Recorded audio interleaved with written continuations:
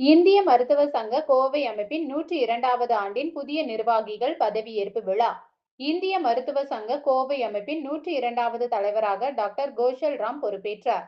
2026ஆம் ஆண்டிற்கான புதிய நிர்வாக குழுவில் செயலாளராக டாக்டர் பரமேஸ்வரன் அவர்களும், நிதி செயலாளராக டாக்டர் பாலமுருகன் அவர்களும் பொறுப்பேற்றனர். இந்த பதவியேற்பு விழா கோயம்புத்தூரில் உள்ள இந்திய மருத்துவ சங்கத்தின் கூட்ட அரங்கில் நடைபெற்றது.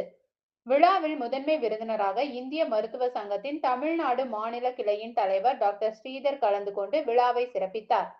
சிறப்பு விருந்தினர்களாக காமன்வெல்த் மருத்துவ சங்கத்தின் தலைவர் டாக்டர் ஜெயலால் மற்றும் ஹாஸ்பிட்டல் போர்ட் ஆஃப் இந்தியா தலைவர் டாக்டர் அபுல் ஹசன் ஆகியோர் கலந்து கொண்டனர். மேலும் விழாவில் 2026ஆம் ஆண்டிற்கான இந்திய மருத்துவ சங்கத்தின் தமிழ்நாடு மாநில தலைவர் தேர்வு டாக்டர் ஏ.கே. ரவிக்குமார், 2027ஆம் ஆண்டிற்கான மாநில தலைவர் டாக்டர் NRTR தியாகராஜன், மாநில கௌரவ செயலாளர் டாக்டர் திரவியன் மோகன், மாநில நிதி செயலாளர் டாக்டர் சாலமன் ஜெயா, முன்னாள் மாநில செயலாளர் டாக்டர் கார்த்திக் பிரபு ஆகியோர் வாழ்த்தி பாராட்டினர்.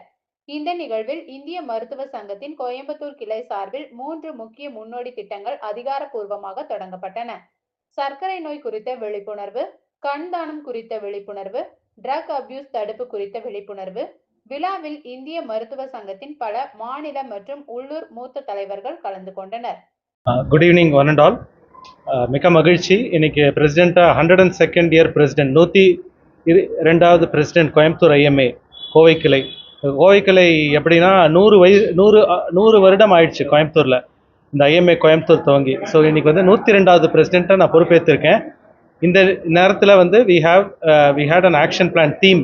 இந்த தீம் என்னன்னா members together, being together and moving forward together. ஏன்னா எங்கள் கிளையில் பார்த்தீங்கன்னா கிட்டத்தட்ட 2860 மெம்பர் இருக்காங்க.